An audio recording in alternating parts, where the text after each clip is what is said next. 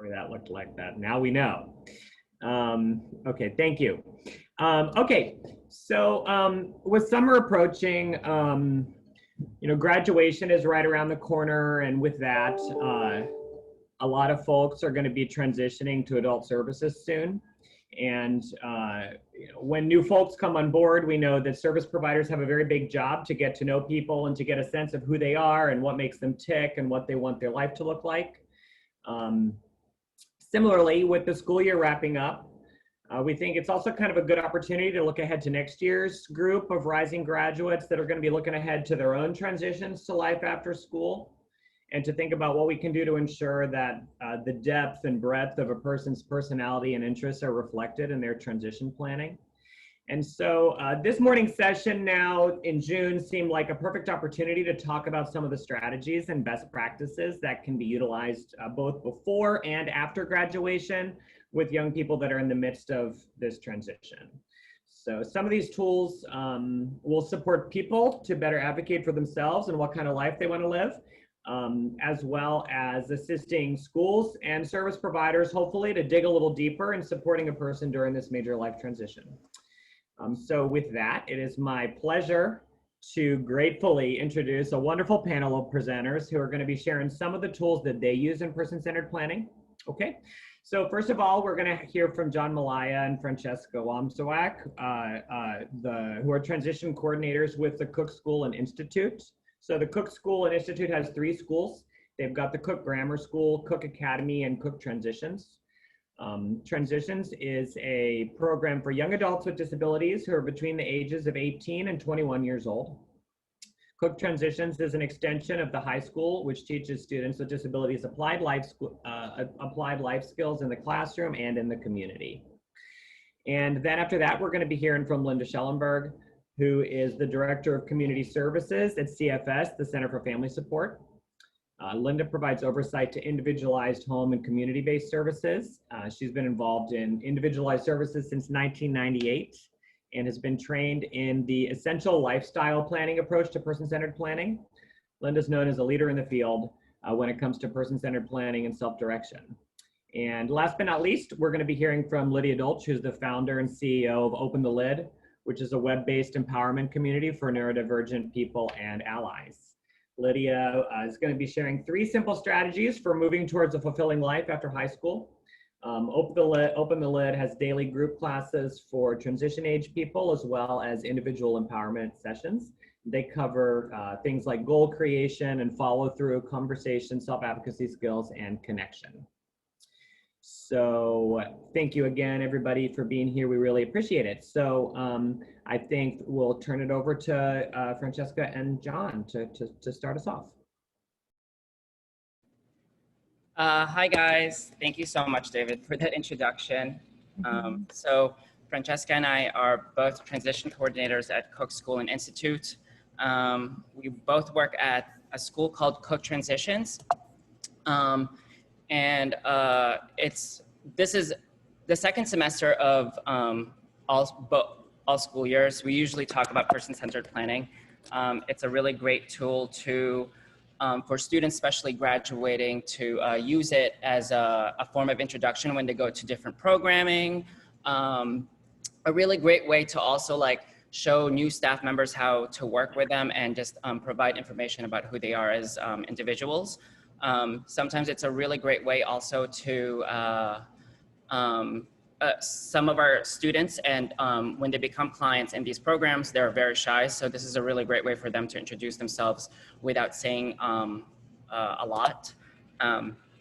But anyway, so we're gonna start off actually with a presentation that we start with our students. This year, because of the pandemic, a lot of things were online, so we had to move a lot of our material through some form of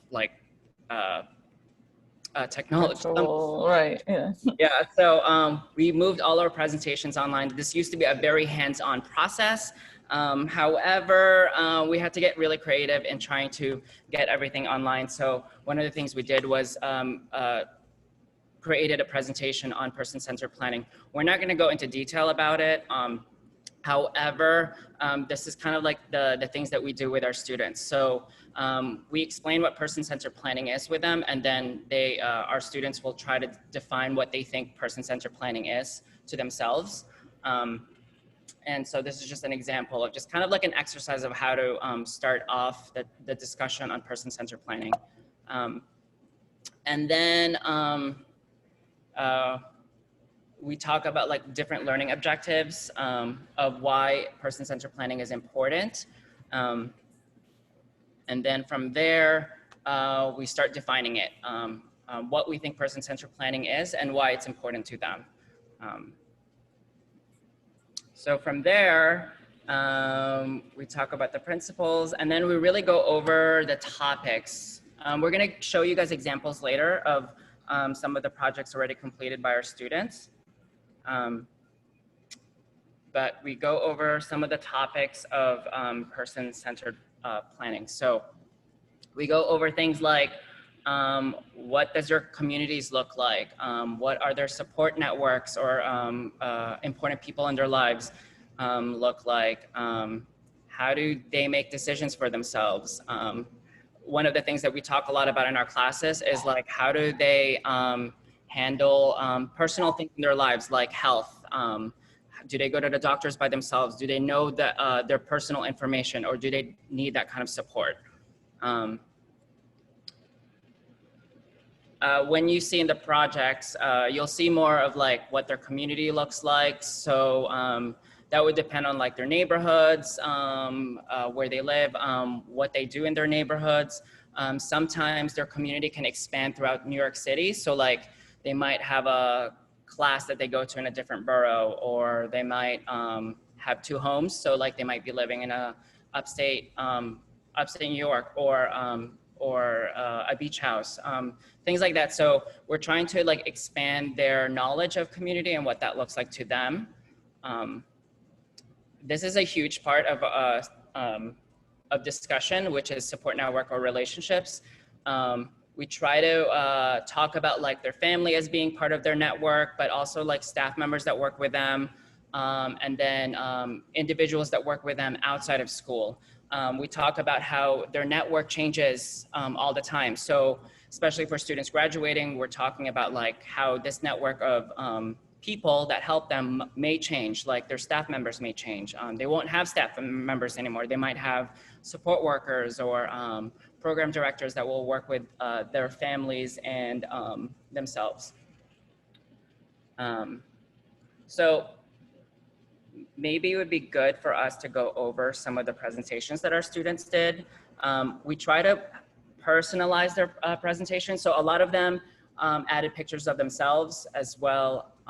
Or if they didn't want pictures of themselves, they actually Googled images of things that reflect their life. We try to give them enough, I guess, freedom to show whatever they want and in their projects. Because some students really didn't want to show anything. I think it was difficult for them to like look for pictures and as well as upload it into like a Google Drive and then put it together that way. So I think for them, it was a lot easier to do Google Images as well. So one of our students is, this is Ben.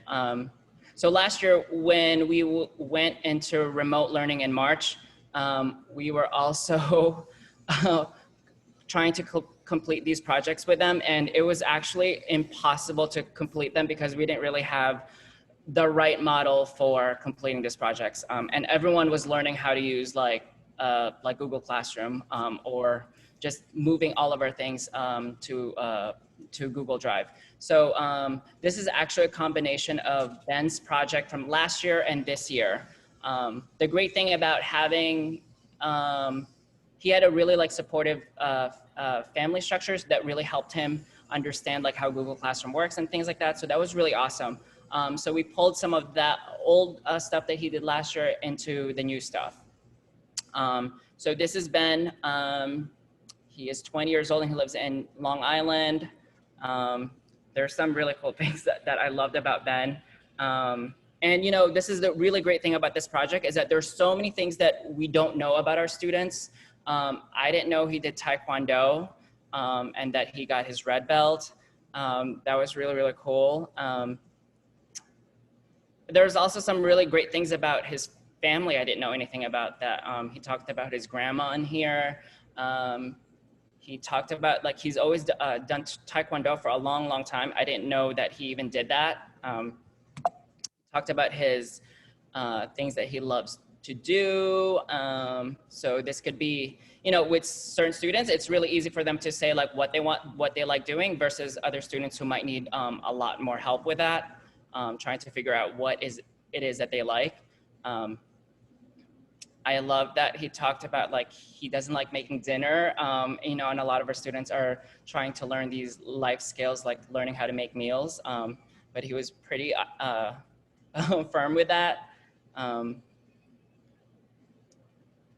So this is his family, his parents, and his brother and his stepdad. So this is a pretty long presentation.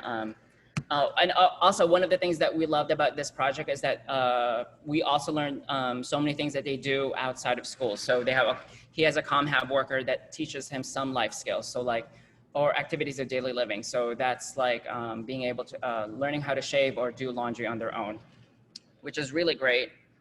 These are some of the things that our students are not, I guess, are not willing to share because we don't ask the right questions. So in this case, it's really cool that these projects reflect or show a lot of what students do outside of the school environment. Another project that we can show, Francesca, should we show Ali or Eves?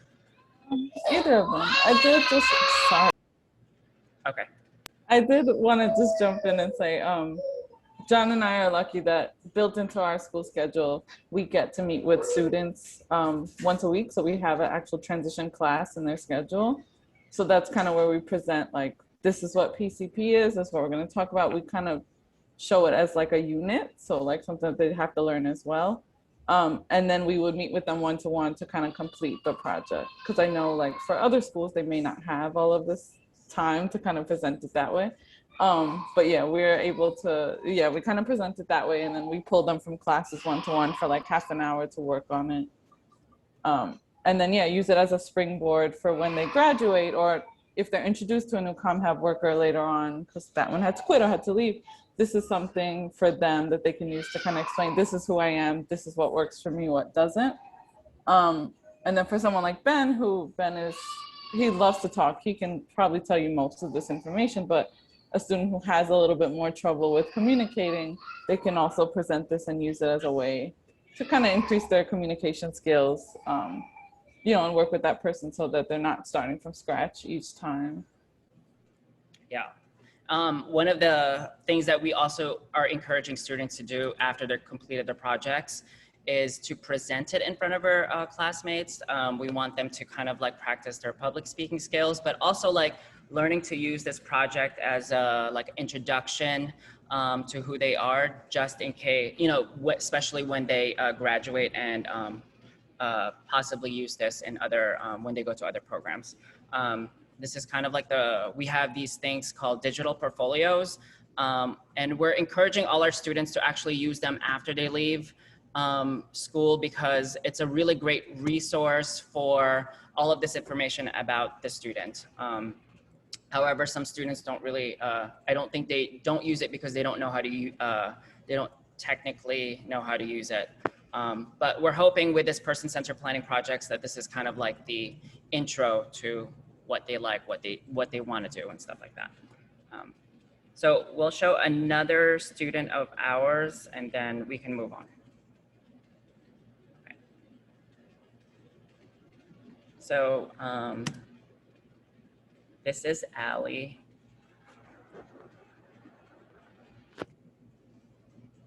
Oh, and one of the other things that we try to have, so all the presentations have a template and they follow this template. And then they could add, they could change the colors of the template if they wanted to or not. And change the format of how the template will look, but all of the projects follow a template. So this is Allie. So just like Ben's project, there was this like overview slide of like just who they are as people, like who they are as individuals. And then it's a little bit more, a little bit different, but it follows the same template as well.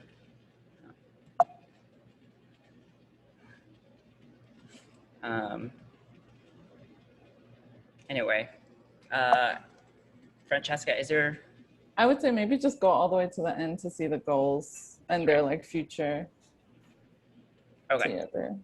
So yes, we. Oh yeah, maybe go back the supports I want. Yes. Yeah. Okay. So part of the project, we have them also discuss like what kind of supports they may need. So or want help with. Or yeah, want help with. So for this, she needs help with budgeting her money and speaking up for herself, and then also following more complex recipes.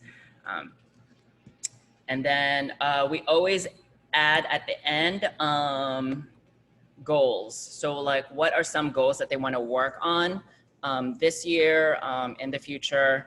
And this is actually really hard for students to, some students it's hard for them to think of like goals that they want to work on. So, but we always talk about like, because our school is very life skill based, we start asking questions like, are you able to make food at home? Is this something that you want to learn to do? So we're able to provide them choices of like different types of goals. We also know our students really, really well. So it might be easier for us to help them to know what goals that they should be working on. So like speak to them about it and then providing them the choices. Hopefully, so with students who aren't graduating, these are kind of like, these are the things that we start with at the start of the school year in September, and then remind them like, these are the goals that you want to work on, and see if those goals have changed for them. But most of the time, you know, our students, these are definitely like goals that they do want to work on. A lot of our students want to learn some kind of like cooking skill in the kitchen, or like want to be able to travel somewhere in their communities on their own, or even do like laundry by themselves. But even though some of our students are not graduating, we try to get all the students to complete it so that this is something that they can look at the start of the new school year.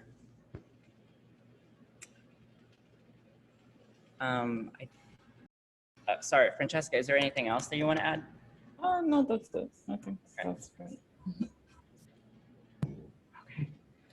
Okay, thanks, guys. I really love this idea of a person having this sort of like document or portfolio that they can carry with them beyond just like an evaluation or a life plan or something like that, that sort of they can bring to whoever they meet in the future in their life to say, this is who I am, this is what I'm about, this is, you know, where I want to go. So thank you very much. We're going to do questions at the end if anybody has questions. So next we'll, I guess I'll turn it over to Linda. Hi, good morning, everybody. Thank you for having me. As David mentioned, my name is Linda Schellenberg. I work at the Center for Family Support, and we've been on this journey for quite some time to become more of a person-centered organization. And I feel like that term is become kind of watered down. And so what we really tried to do is make sure that in our organization's everyday practices, we're embedding the different strategies that we've learned, because person-centeredness covers a broad range of different tools that can be utilized to capture that unique information about the person, so that we make sure that the supports and services that we're wrapping around them is really in line with what the person wants and needs, and not so much what we have to offer. So we actually, and I'm going to sound a little bit like a salesperson for them, but we've learned most from Michael Small, who is one of a leading expert in the world of person-centered thinking. And I appreciate his tools and strategies because they allow for a more simple way to capture the information. And the outcome of it is a one-page profile and an even more in-depth person-centered plan. And so we use a lot of the different terms such as what are some great things about the person? What is important to them? What is important for them? So instead of a lot of the clinical jargon that maybe we would find in some of the evaluations, we're looking for more straightforward information, and we want to hear about it from people that know the person best. We have been doing a lot of discussions with families because we think it really starts from the expert, which is the individual, and of course their parents and siblings, in looking to gather that information. I often recommend involve all the different stakeholders. So, you know, talking to people in your son or daughter's life, or if you work for an agency in the individual's life that know them best. And the whole goal for person-centeredness is to really just start to paint that picture of what the person wants out of life. And for transition, especially from childhood to adult services, because this is a big change, and like Ellie mentioned earlier, you know, person-centered should be evolving through life, and there's many transitions in life. But when you're going from childhood to adulthood, you want to paint that picture of what that adult life would look like, and that's going to evolve and change. And by painting that picture, you're picking up on those themes, and those themes can then help us as providers to be able to say, hey, you know, we have some funding that can help to address some of the goals that you have identified. So I think, you know, in for families, I want to just start. I'm going to share my screen.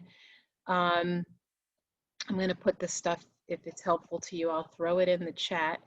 Just share this. I had put together, just again, in working with some of the families, just some basic steps to transition. Can you see this? I hope this is sharing properly. Okay. You know, so this, you know, we're talking about person-centeredness today, but this is kind of just for parents to be able to think of what are those steps. And of course, number 3 is always participate in discovery activities. So discovery happens at the everyday life things, right? And then you wanted to take what you discover and document what works and doesn't work. And that's where you're going to capture those themes to figure out what you want to focus on. A parent gave a really great example of his son was very shy and quiet and never really wanted to interact with people that lived in his building. So he would walk into the building, go to the elevator and go upstairs. He would never like say hello to the neighbors. And the building hosted a art exhibit, and he was just starting to do artwork. So he brought a piece of artwork down for this art exhibit in the lobby, and he was super proud to talk to people about his artwork and to engage with the neighbors where he never had shown anything like that. And so that was something maybe that might have been small, but for his father, it was, wow, this is a theme. I want to focus in on this because it seems like art is a passion, and it's a way that his son was able to connect with others. So he took that one, might have been something that you wouldn't have paid attention to, and chose that as a springboard to what areas to focus on after transition happens. So you know, I often recommend capturing the information in writing. So write these things down. A parent told me I have a binder of resources, which I'm sure many parents do, things that have worked, things that haven't worked, things you want to add and remove. So I'll drop this in the chat as well. And you know, if you're pursuing self-direction or receiving any agency supported services, when you're in school, start to utilize those services and have those people start to do the discovery, what's working, what's not working, engaging the transition coordinator, the parent coordinator, family, friends, making sure that activities that are happening out of school happen in school, that the out of school and in school activities have some sort of connection to them. And I tell parents, suggest to the school staff what types of experience or activities you want. Be really engaged in that process. And really what I wanted to talk about today was this one-page profile that again highlights what is important to your child, what makes them happy, what makes them feel safe. And again, this is a way to start to help other people to know what's most important to them. Okay, so this is, and again, these are tools and the terms like what people like and admire. You know, these are all from Michael Smalls's information, which I will share with you. So this is Oscar. Many of you might know Oscar. I know he knows a lot of people. And this is his one-page profile.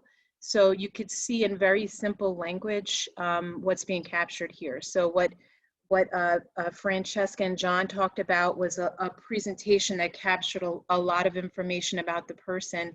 And my suggestion would be take that information, collapse it down into a one-page profile that can be used, for example, when your child is starting a new day program, or when your child is pursuing work opportunities, or meeting a new staff that they're going to be working with. But the other thing that by taking that information and capturing all the important pieces here is you start to pick up on the theme. So you could see Oscar has a great sense of humor. He's a great walker. He makes others feel special by remembering things about them. He speaks Spanish. He loves New York City. So when Oscar was transitioning and we were thinking about jobs for him, you know, in that planning process, you start to see and hear, you know, him greeting others, him being able to interact with people that might be tourists. Again, that talking to people and having that opportunity to be on his feet because he loves to walk. So we were able to work with the employment team to get him work in a restaurant. And now he meets all types of tourists. He works at Shake Shack in Forest Hills in case you want to go visit him. And he remembers people, and people write reviews about him to Shake Shack, so he's an excellent employee. So again, it's taking the themes here and then connecting that to what he's going to be doing after transition. Okay, so if you're interested in building a one-page profile, this was a resource that I'll share in the chat on how to capture that. So it doesn't have to be, you could see it's very simple, and everybody's can be different. So what is important to me, what people like and admire about me, what are qualities of those people who best support me? And then here's a tool that you can just drop that information in. It's very simple to use. So that's a very easy step. And I think this profile, you know, could be updated and changed as life, you know, the life journey goes on. Okay, there was one other, and I wanted to just share. So I mentioned this website is the Support Development Associate. So this is the Michael Smalls organization. And on his website, he has a lot of resources for person-centered thinking and different tools and templates and examples. So for a person that is interested in learning more about person-centered thinking and using his approach, you know, this would be a great resource. If you're, you know, a parent, and you want to develop a one-page profile, you know, there's a template here. The longer version of that one-page profile, which is similar to what Francesca and John, you know, is a whole essential lifestyle plan, which we sometimes will do for people that are transitioning. And this gives you, some of you might be familiar with this kind of map of people that are most important, people that you want to talk to. And this is where you're asking questions to people that know your son or daughter or the person you're supporting. So you're going to use this to ask the questions. What do you like and admire? What are good things you want to say about this person? How do they like to be introduced?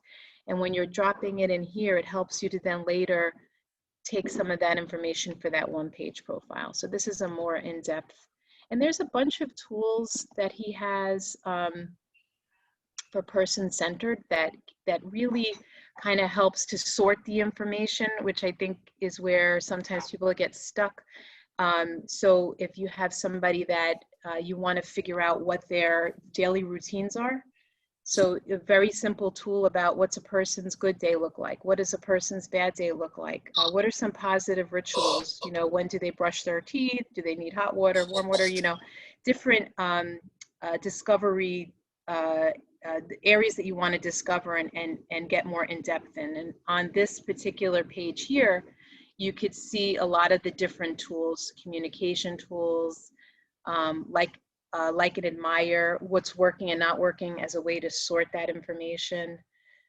So I'm gonna drop this in. Again, it's a lot. I think just the lasting, few words would be to just make sure that you're gathering that information. Whatever tools you use, you're gathering that information, involve those different stakeholders, and start to paint that picture and pick up on the themes so that you can start to build what that life is going to look like after high school. And then us as providers can join in on that process and help to figure out how to fund all those interesting things that the student will like as they graduate and move towards adulthood. Okay, thank you. Thank you so much, Linda. And I love all of the great kind of like takeaways that I'm sure a lot of people can't wait to dig into, and I know I can't. And we'll definitely also send out a follow-up email with any kind of handouts or links or anything like that in case anybody doesn't catch them in the chat, so that everybody will have them handy. But that was really wonderful. Thank you so much. Okay, Lydia, we'll turn it over to you.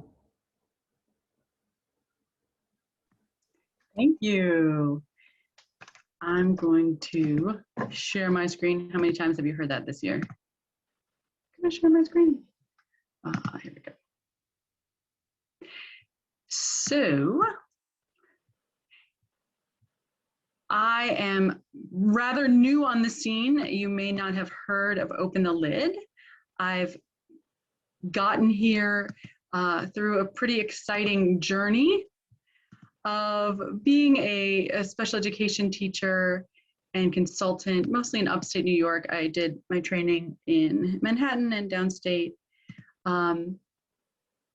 and had the best professional development I could ever not want, which was a brain injury that took me outside of the classroom and gave me the opportunity to live life with sensory processing disorder. So after running programs for people with autism, and teaching how to teach people with autism on the graduate level, I realized that the tools that I thought were optional were actually the lifeline and bridge to true engagement versus just survival. So those tools are so critical to my life, my new life, that I wanted to take my skill set, including this personal experience, and bring it to a web-based platform. And I actually got funding through Access VR because I was going through that vocational transition from taking my multiple degrees from the classroom and live settings to a web-based platform. And so really had the opportunity to also navigate some of those structures as well, and those hoops of bureaucracy and funding and support. So today, we're just going to take a few minutes to talk about 3 simple strategies of moving toward a fulfilling life after high school. And that can even be for Ellie when you're 75, right? So this is for you, Ellie. You wanted to talk about transitions today, and here's your chance. So if you want to grab a piece of paper and a pencil, I encourage you to do these little exercises right now for you. And as you do that, you may just be able to embody the power of asking yourself these questions and using them to create the life that you want to live moving forward. Because so very often, I think the folks before me shared some really great ways of bringing something that's often bureaucratic and esoteric to something that's actually useful, whether it's through slideshows or one-page planning. This is really going down even more to the core essence, right? So I think just another tool to help us move beyond the obligatory paperwork to really getting at the core of why people are on Earth, what they have to give to the world, and what they want to receive. So we're going to talk about life themes. We're going to talk about long-term plans and achievable short-term goals, and then some support for the journey. I did a little bit of this intro as well as being an empowerment coach, I'm a special education teacher. I've been in the field and studying the field for over 20 years. I'm also a mom of 4 neurodivergent kids, and I live with sensory processing disorder. So navigating life for me was finding tools, both emotional tools, but also physical tools, like you see here at the Guggenheim, with the physical supports I needed to really navigate the world and enjoy it versus tolerate it. So let's take a minute to talk about some life themes. And when I say life themes, it's what is it that you truly value? It can be so different for different people, and it's these big ideas that really answer all of life's big and little questions. And it's a focus point for long-term plans. So, let's go back. Some examples of life themes would be community, family, health, humor, physical activity, the arts, connection, faith, advocacy, right? So I just want to take a minute and think about, if you could define your life or what you want your life to be based on 3 words, what would they be? For me, it's empowerment and community and belief in something bigger than myself. It can be totally different for you. So I'm actually going to do something a little non-traditional, and I'm going to stop talking for a minute, and I'm going to have my timer here. And I really encourage you to take this minute to think about those 3 words. And if you need to write down 10 and circle 3, go for it. Or if this is just the beginning, that's great too. So let's do that.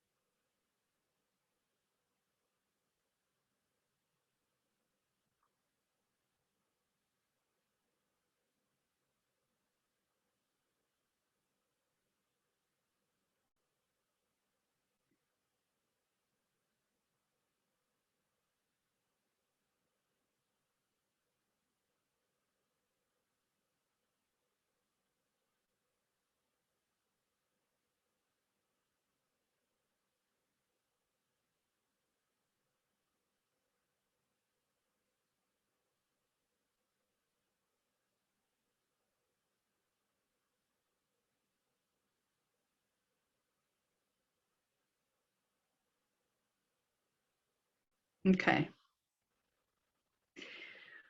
Once you've identified these life themes, everything else flows from that. So for you, if it's important to be truthful, then every day you work toward being truthful in the way that you set up your life. That's where you put your money, your time. That's what your relationships are built around. Okay? Your life becomes really clear when you identify truly what's important to you.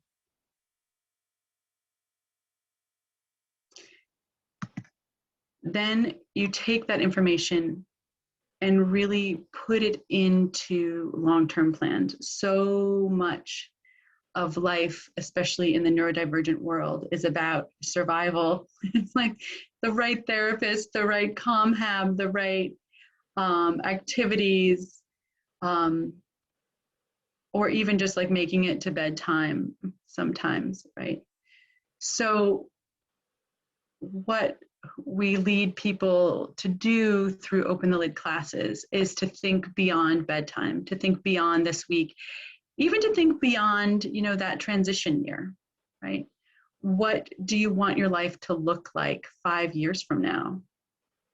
What do you want your life to look like? Where do you want to live?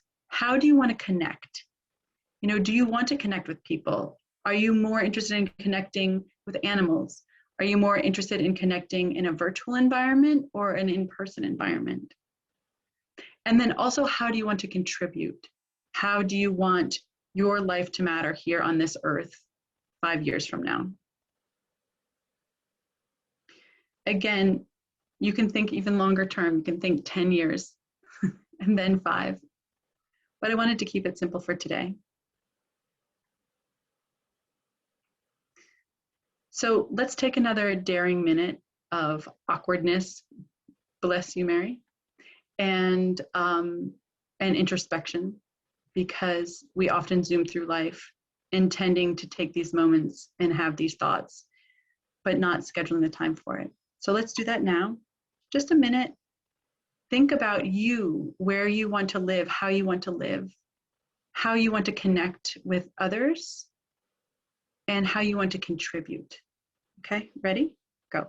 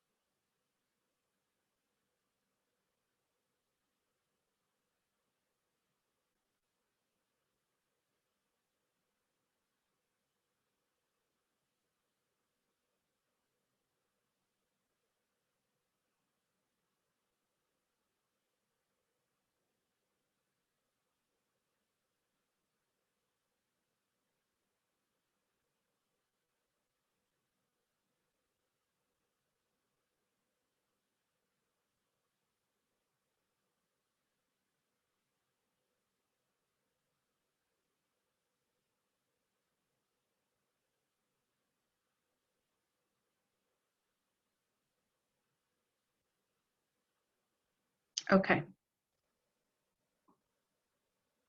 So if that's where you want to be 5 years from now, let's make this a little bit more real, because sometimes people have dreams and aspirations that they post toward the future, but that doesn't necessarily help them because it's so in the future that they don't do anything about it.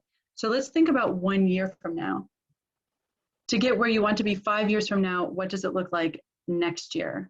So next June, what does that look like? And again, we're going to take another minute to really think about how you want to live and connect and contribute next June. What's that going to look like? Here we go.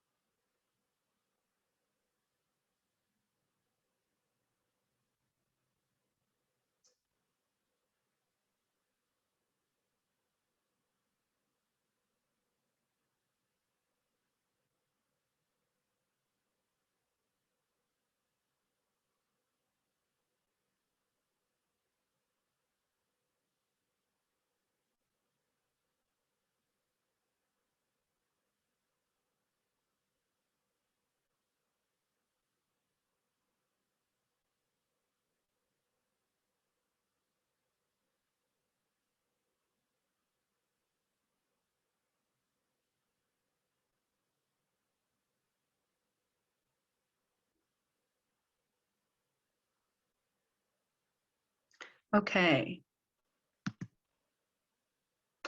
Now we talk about achievable short-term goals. And through Open the Lid, folks take individual empowerment classes and group empowerment classes, and we have workbooks and videos to help people through this process. But our goal is to take this long-term vision and break it up into, okay, well, what am I doing 12 months from now? What does that look like 11 months and 10 months and 9, 8, 7, all the way up to this month? And what does this week look like? Okay, if this is my long-term direction based on my life themes, what does that look like this week, right? And then through our group classes, we become the accountability partners for this work. So I want you to take this moment now in this simplified way to think about an achievable short-term goals for you this month in terms of where and how you live, how you're connecting and with whom, and how you're contributing. Okay, so what does that look like this month for you? Okay, Ready? Go.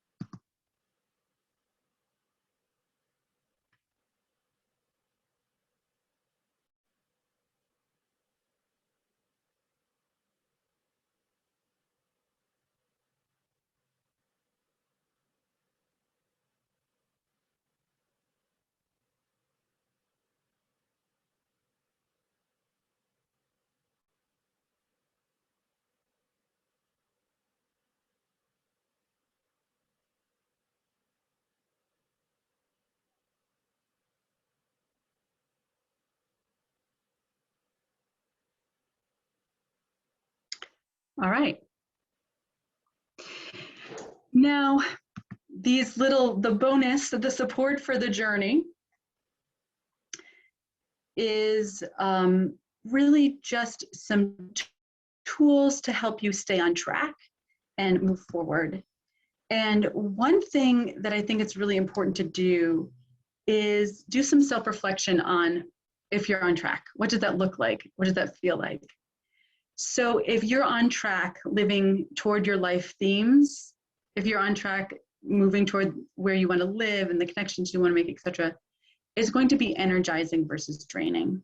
Of course, there's some bumps in the road and might be really challenging, but the potential movement toward the life that you're here on earth to live is life-giving. So there's this excitement, there's this anticipation and drive that comes with creating that life. You'll be doing activities that help you grow versus numb. For example, Netflix, right? You can watch something that gives you some tools to start living your best life or connect you with people that are living a life that you aspire to connect with, right? You can also watch Netflix to numb out and to avoid having feelings, avoid making progress toward the life you want to live, right? So the same tool can be used in different ways. Be conscious of it. Be conscious of if you're using your precious moments of your life to grow or to numb. And don't judge yourself if you're numbing, just redirect, right? Move more toward that longer-term direction. Also think about these next steps. Are they realistic or are they superhero status? We are called human beings and not human doings for a reason, right? What does it mean to be who you are? What does it mean to take doable steps toward your life versus set such insane goals that you never reach them and you feel terrible and then feel completely frozen and can't move forward? Also, when you're on the right track, when you're living toward your life themes, you are connecting versus isolating. And for some people, they might take that literally and say, well, you know, I'm an introvert, I don't like being around people, or, you know, I'm still really daunted by the whole COVID scene. Connecting doesn't have to be in person. You know, it can be part of chats on Reddit that are about the content that's important to you. It can be part of virtual trainings. It can be creating community on different virtual platforms, even, you know, Facebook and Twitter and like you can create connection that way as long as it's energizing and helping you grow and it's realistic, right? I think we really have to suss out what authentic connection means to us, not what somebody else thinks connection should mean for us, right? Because it's different for every person. We're trying to build a life we want to lead versus a life we should lead. So now what? What does that look like, right? You have these three specific strategies, some ways to check in about whether those strategies are helping you move forward. Well, again, Open the Lid has a framework, a specific framework that helps people move through this, and then have the backup support to make it a reality and not just a plan on paper. So we work with individuals of all age, all label, all situations, because what we're doing is getting to the essence of why we're here. And it doesn't matter who you are, it doesn't matter your gender or your sexuality or your financial status or your age, it doesn't matter. We create a safe space to help you live into the life you're here to live. And I encourage you to connect, to continue the conversation, to continue thinking about perhaps ways we could collaborate, and also to share this as a resource for individuals. Because what we've seen is crazy transformation. I want to tell a little story about last night. So I've been working with one autistic young adult who did not have a successful transition. Right, oops, thank you, David. And last night he shared that he had come out to his family as trans, and the amount of energy that took, hiding that for so long, was so evident in his freedom. So it's moments like that that are just mega life changers. I'm going to share the information for free sessions and classes in the chat. And I think, David, now we're going to open it up to questions for everybody, for all three panelists. Is that true? Yeah, and thank you so much, Lydia. And I love the, I think it's so important for people, and also for people that are trying to help other people, to think about breaking things down into kind of long-term and to shorter-term, more incremental goals. I think is such a really helpful resource in my service provider hat as well. I think for people as they plan out kind of like their own lives. We'll take just maybe a few minutes to see if there are any questions. I have one question, I think, just for everybody, maybe to start off. A lot of the, and maybe it probably goes without saying, but I imagine that sometimes this work, it looks one way with somebody who, I think we had some examples of people that, they'll talk to you all day, and they very readily give a lot of information about themselves. We do work with a lot of folks that, take a little bit more digging, and that don't necessarily readily volunteer that information as freely. So I wonder if anybody could speak a little bit about some of the maybe strategies that you use to, achieve similar kind of outcomes or put together a similar product with somebody who maybe is not as communicative. Hey, David, it's Linda.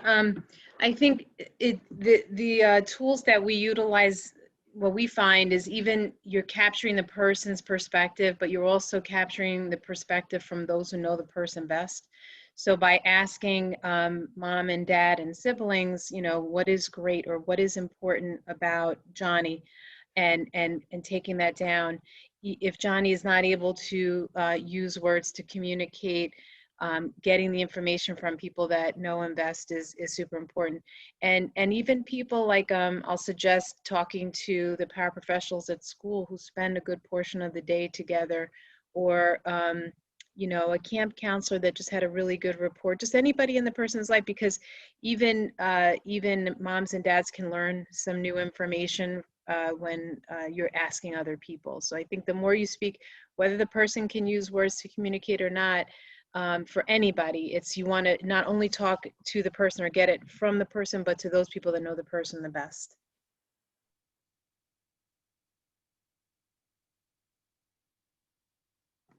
I would also add, just spending time with someone gives you a lot of information. A lot of times people come to a meeting having never met the individual they're talking about, at least from my experience. So spending time is critical. Even if it's just a moment, you can catch somebody's vibe in a powerful way sometimes. Yeah, it's true. And what I love about some of the tools that we're talking about today is because unfortunately with the revolving door of a lot of people in people's lives, if somebody does put together something like this, they can bring it to that meeting because whenever they do inevitably have to work with somebody that they never met before, at least they have something that they can say, you know, here, this is who I am, you know, that they can kind of stick it in their hand and say, please look at this before you, you know, plan my life. Any other questions? Anybody have any other questions, or any of the panelists have any questions for each other? I'm wondering if it's okay, Linda, to share those resources that you shared with us, with others, because it's a great structure.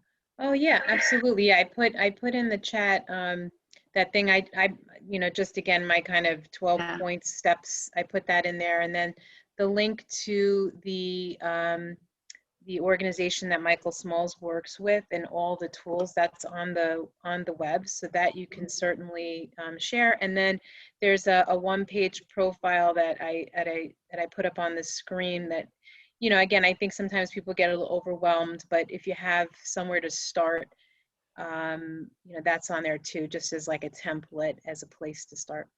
That's fabulous. And also, Pat, your services, are they just for people in Manhattan? No, that's not a panelist question, but it was something I was curious about. It's for all borough, Queens, All boroughs. Brooklyn, and Manhattan. Okay. Yes, But not Long Island or Bronx. not yet. Sorry. Queens, Brooklyn. Okay. Thanks. Welcome. All right, everybody. So once again, I want to thank everyone for your time. This recording, as well as any of the materials, will be made available and will be distributed shortly. Once again, I really want to thank John, Francesca, Linda, and Lydia for volunteering your time to share these materials. Really tremendous, fabulous. Really fun conversation to have at the end of what has been a really crappy school year in a lot of ways. So thank you very much. And thank you all for being here. And we will see you soon. Thank you. Take care. Thank you. Thank you, everybody. Bye-bye.